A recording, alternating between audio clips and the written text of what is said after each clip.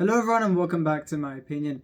And the Royal Challengers Bangalore have beaten the Punjab Kings by 4 wickets and registered their first win of IPL 2024. On the 11th of both sides, starting off with RCB. As I'd said in my season preview and the preview of the previous game, not the review of the previous game, I'd say they should go with 4 overseas batsmen playing Will Jacks instead of Ozari Joseph. They didn't do that in this game, expectedly so. However, they didn't field Karan Sharma in the bowling innings. They fielded Dinesh Karthik, and therefore that gave them the opportunity of including a batsman as an impact sub when they were chasing, meaning they'd be batting down to 8 with 8 pure batsmen. And I thought it wasn't the way that I'd wanted them to go in terms of I thought they should include Will Jacks. However, at least they did that, so I thought it was a step in the right direction. And the Punjab Kings, they maintained the same 11, and since Shikhar Dhawan won the toss and chose to bat first, but Prabhsimran Singh started ahead of Arshdeep Singh. The Punjab Kings walked out to bat, and I thought Mohammad Siraj and Yashtial were good with the new ball. Yashtial continuing from where he left off in the game against the Chennai Super Kings, where in this game he only went for 4 runs in his first 2 overs. Mohammad Siraj I thought bowled okay, but at times bowled some boundary balls, and that's why his figure after 2 overs read 1 for 19. The first wicket to fall was that of Johnny Bairstow. It got a couple of boundaries off Siraj and then tried to take on a length delivery at pace, and he was caught. Punjab Kings were 40 for 1 after the first 6 overs, and in terms of the desired innings progression as a batting side, I thought getting a 40-odd for 1 kind of a score after the first 6 overs at this venue isn't a bad thing, where you look to slightly accelerate from then to about the 10 over mark. And similar to Mumbai, you can look to at least double the score you get at around the halfway point. So I thought 40 for 1, although they wanted to get slightly more than that, it wasn't such a bad thing since they had only lost the 1 wicket. The next 2 overs yielded 21 runs. You saw the flick shot from Prabhsimran Singh off the bowling of Cameron Green, and also the 6 that Shikhar Dhawan hit off the bowling of Mayank Thakur. Now, there was 61 for 1 in 8 overs. And then the second wicket fell, that of Prabhsimran Singh, where he's got this habit against the paces where he tries to play the pull shot a lot. In this case, the ball bounced a bit more. I thought he shouldn't have gone for that particular option. He did so, and Glenn Maxwell took the wicket. It was 72 for 2. And Shikhar Dhawan, I think, scored a boundary at the end where they were 78 for 2 and 10. Now, where I thought they should get to is if they got to 90 in 11 overs, they could look to at least double their score on a surface where Glenn Maxwell said when he was mic'd up when he was in the power play that after the power play he thought the wicket wouldn't be as easy to bat on, and we saw that. Even though I say it's been an atypical Bengaluru surface, we have seen this type of wicket being provided in the past, and that's why I thought there should have still been a knowledge as to how to go about things and batting on this wicket. Because of a swipe by Liam Livingstone, which went for 6 in the last ball of the 11th over, they got to 92 for 2 and 11 overs. So even though it had been a struggle up till this point in time, I thought the Punjab Kings were in a good position. And then for the 2 deliveries that slightly derailed the innings from a Punjab Kings point of view, Liam Livingstone being caught behind off the bowling of Ozari Joseph, a short delivery and slightly wide. Personally, I wouldn't have sent him out at 4. He did well in the previous game batting at 6, and especially on a slower surface. They wanted to maintain the left-right combination, but they could have just sent out Jitesh Sharma as a very good player of spin. And secondly, they could have even sent out Sam Curran, where he played well the previous game at number 4. There was no necessity to maintain the left-right combination. It didn't really affect things too much because Mayank Thakur, who had an off day today, Jitesh Sharma hit him for boundaries. He could have walked out earlier and done the same thing. And then the latter dismissal was a disappointing one. Shikhar Dhawan, he'd bided his time, and we've seen since 2022 where he's taken his time at the start. He's been the anchor for his side and exploded at the end. In this case, 45 of 37, where he would have been looking to do that. I was looking forward to him doing that because looking at this RCB attack, I thought there was some runs to be taken at the death there. And we saw what happened in the last 3 overs. And unfortunately for him, he played a bit of an irresponsible shot. I don't know what he was trying to do because of the way he hit it, there was no way he was going to clear the fielder. It was a bit of a nothing shot in the end, and he was caught. And it was up to Jitesh Sharma and Sam Curran to get the innings back on track, where until the 17th over they'd got a few boundaries. It struck just over 8 and over overall between them, but they couldn't get the impetus that was required to take the Punjab Kings to a score that they would have been satisfied with. I think they were 130 odd in 17 overs, and it only took until the last over where 20 runs were scored in that over to take the Punjab Kings 176 for 6. Now, on the player who's responsible for that over yielding this many runs, after scoring 25 of 6 on a debut innings a couple of seasons ago against the Gujarat Titans, that too against an established bowler like Lockie Ferguson, the last thing you expect is not being sold in the season afterwards and only being sold in 2024 because of a case of mistaken identity. It's quite a bit of an injustice dealt to Shashank Singh, how someone who can give that much of a first impression, and that too within 6 balls, and take this while for him to be given a good opportunity again. 21 of 8 expected, because I thought Azari Joseph, who'd bowled his second and third overall, would get things wrong in the last over. He did get it wrong, and that's why he went for runs. I was very happy to see Shashank Singh play the way he did, but I don't understand how it's got to this way. He had to wait 2 more years to get this opportunity when he did nothing wrong in the first place. I was very happy for him. On the RCB bowling card, it was heartening to see Mohammad Siraj's performance after what had happened in the previous game. 2 for 26 and 4, where he bowled well up front and at the death. And after going for 19 runs in his first 2 overs, he only gave 7 runs in his last 2 and picked up a wicket. So a very good performance from him. Yash Dayal 1 for 23 and 4, went for a few runs at the death, but with how he bowled the first 3, the impact was still created. Fantastic performance from those 2. Azari Joseph, and this brings me back to the point I was making before, where you're looking at this game. Azari Joseph has bowled the second and third over well.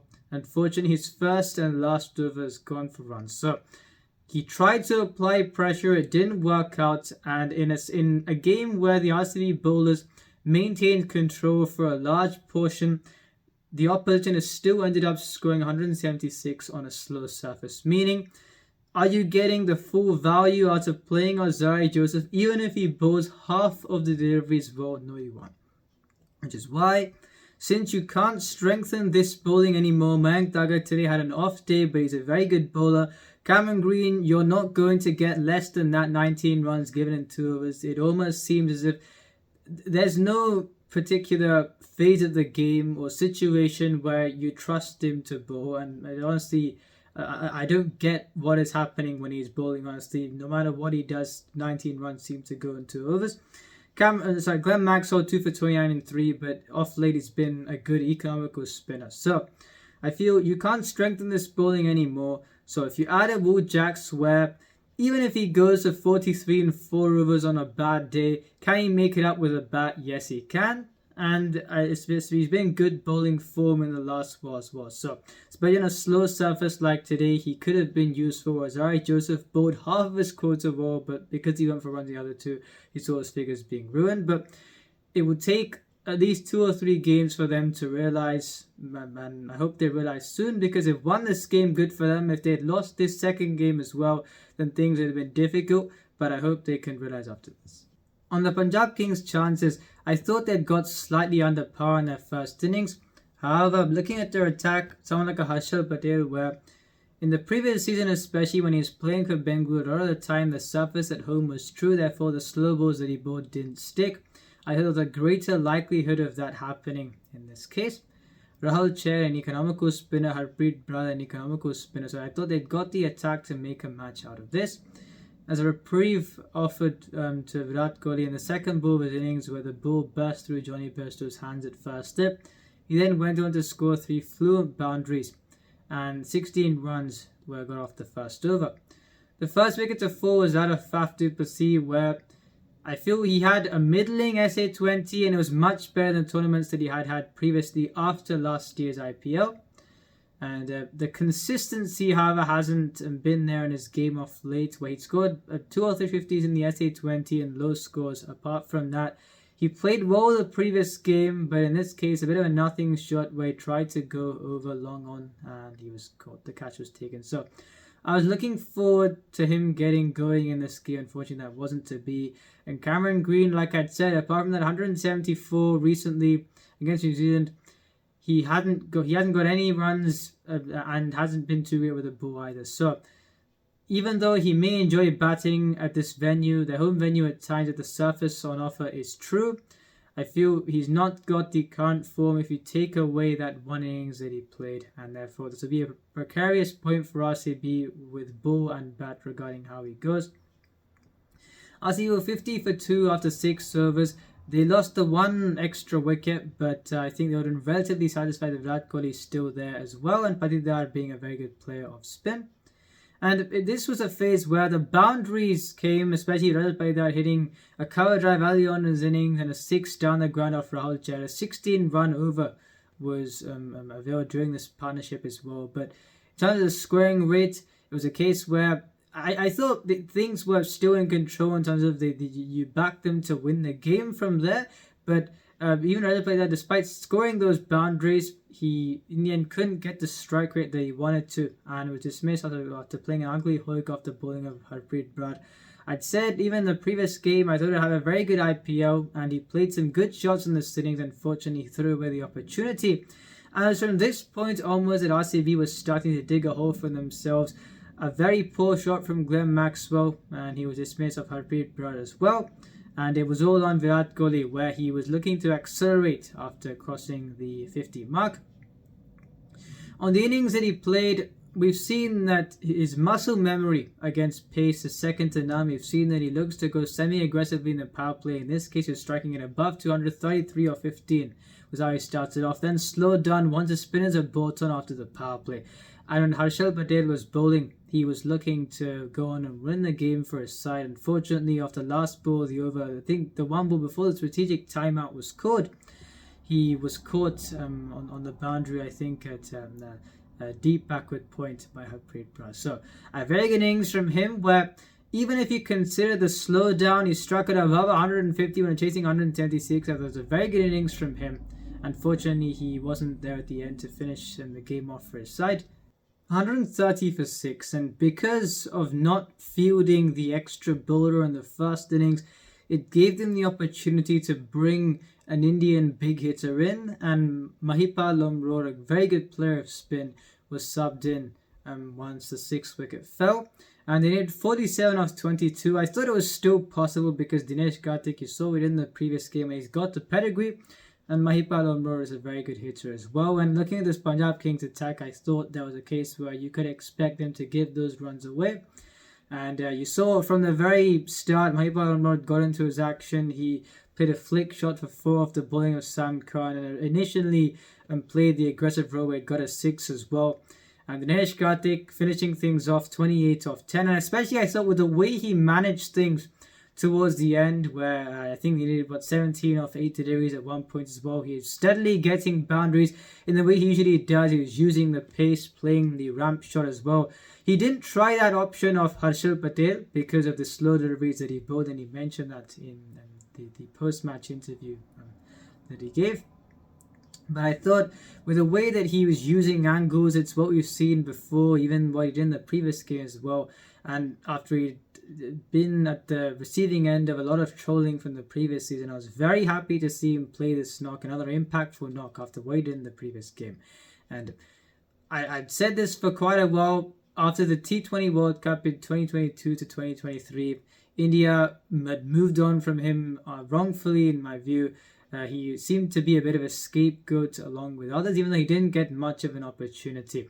And this is the skills that he has demonstrated for quite some time now. So I'm very happy that he has played 2 impact knocks for his side. Mahipal Lomror, I knew he'd play this kind of a knock as well. And it's a step in the right direction that instead of playing the extra bowler, they've given themselves an opportunity to bring in a local hitter. And from a Punjab Kings point of view, the case where Kahisa Rabada, after the poor run that he went through during the SA20 and in the previous game, he seemed to continue that. 2 for 23 and 2, I thought he bowled very well. Harpreet Brar, he's bowled well previously against RCB, and once again today, if you're looking at the lead spinners in this game, Mayank Dagar bowled very well in the previous game, went at above 11 and over. Rahul Chahar only bowling 1 over on this type of surface, going for 16. And you've got someone who's not been trusted as much with the ball as what he's been at this franchise. 2 for 13 and 4 and defending 176 is a fantastic effort. Unfortunately though, Sam Curran only bowling 3 overs with 1 for 30 and 10. He's been expensive for quite a while now.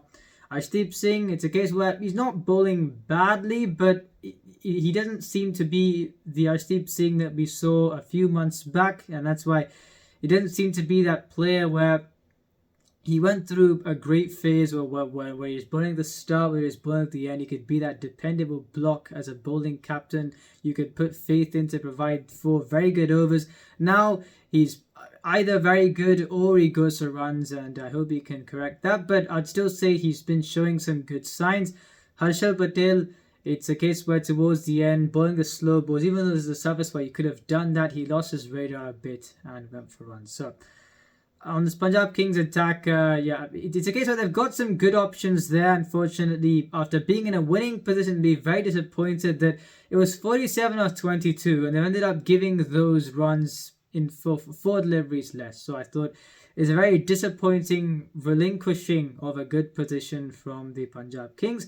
And in terms of the batting, I thought after being 98 for 4, they did okay to get to where they got to. However, I feel in terms of the reading of what you should do, I felt there was no need to send out Liam Livingstone at 4 when he played well at number 6 in the previous game. Johnny Bairstow, I'd said you should look to set a foundation when batting at this venue for the first 10 or so overs. What does he do after getting 2 boundaries? He goes for the hoik again and is dismissed. So even if you look at this batting lineup, you've got at least 3 players in that side and you don't know what you're going to get in a particular game.